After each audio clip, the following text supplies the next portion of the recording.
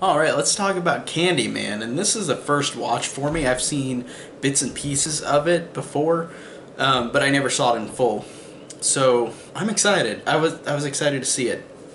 And honestly, watching it, damn, I waited way too long for this movie because this was actually really fucking good. Like, it legitimately surprised me because I've seen, like, bits and pieces of it, but I didn't ever really fully get the grasp on what the movie was about. Like I've seen the scenes with like Tony Todd acting like he's Candyman, acting really like demented, saying like stuff like "Come with me, you'll live forever," and like he is kind of like this character trying to bring this character in, but like he's killing people at the same time. So I didn't understand what was going on.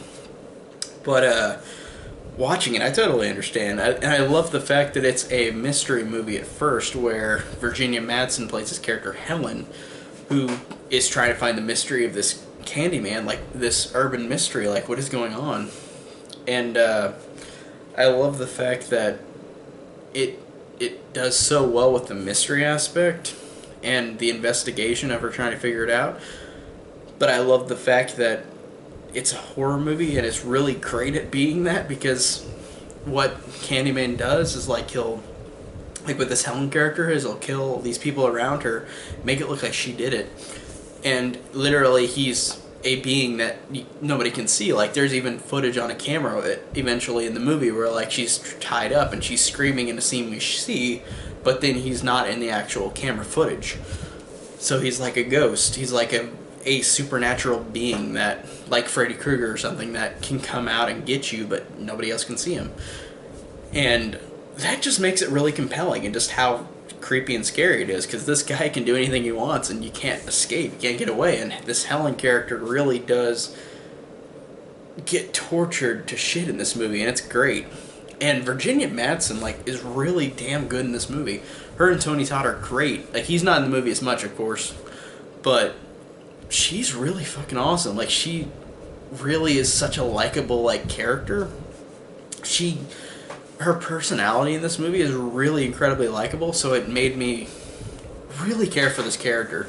And seeing her get tortured, seeing her deal with all of this shit, and she can't do anything about it, is great. And I love the fact that you realize in the end that she was a part of his plan. Like, she was literally embedded in this plan that made him take her with him. And like, I love the fact that Trent, the guy that she was married to, like, and he was of course cheating on her, but in the very end, whenever she dies, I love the fact that she comes back when he says her name in the mirror. Like if you say Candyman's name in the mirror, he'll come and get you. I love that fact that like she becomes like Candyman, and she looks creepy because whenever she's at the end of the movie, when she's trying to get out of that stack, it's on fire, her hair burns off, so she comes back with her hair gone, and she looks really disturbing, and it's really cool. And it was cool that she was the final, like, quote-unquote killer in the movie. Like, it wasn't Candyman that he called, it was her in the mirror. I thought that was really cool, and just a really badass way for this character to end on. Like, it's cool that she'll live on if she's in the sequel. I don't know if she's in the sequel, but she's great in this movie. Like, I really enjoyed her, and I really enjoyed Tony Todd. Like, he's really creepy. He really works as this supernatural being. And of course, the scene that I've seen a million times, whenever he gets his hook and opens up like his jacket, and you see all the bees, and he like gets her to, like, he start coming out of his mouth, and he puts his mouth up to her mouth, up to Helen's mouth, and that's whenever he takes her away with him.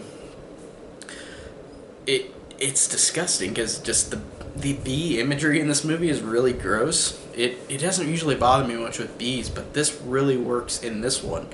It really is really disturbing and creepy, just without showing much with the bees. It's really creepy seeing it come out of Tony Todd's mouth, seeing it come out of his open chest that's rotting in. Like, that's really effective, and the effects are really great, and it just is really brutal, but it is such a compelling story with a great lead character and a great villain that's really not in the movie much. It reminds me of, like I said, with Freddy Krueger, it reminds me of the first Nightmare on Elm Street, where he's not in it that much, and he's in the darkness pretty much the whole time. And that's how I felt like Tony Todd is as Candyman in this movie. He's not in the movie much, but he makes an impression. So this really is awesome. It was a great movie that glad I finally saw all the way through. Like I said, I've seen moments of it before, but like, and I didn't know much about it or really understand what it was, but I'm glad I saw it and understand now that this story was really great and really compelling. So this one really got me, and I really am looking forward to seeing the sequel. Is there only two? Maybe there's another one. I don't know. But I'll have to check it up after I upload this. But overall, this one was really an awesome surprise.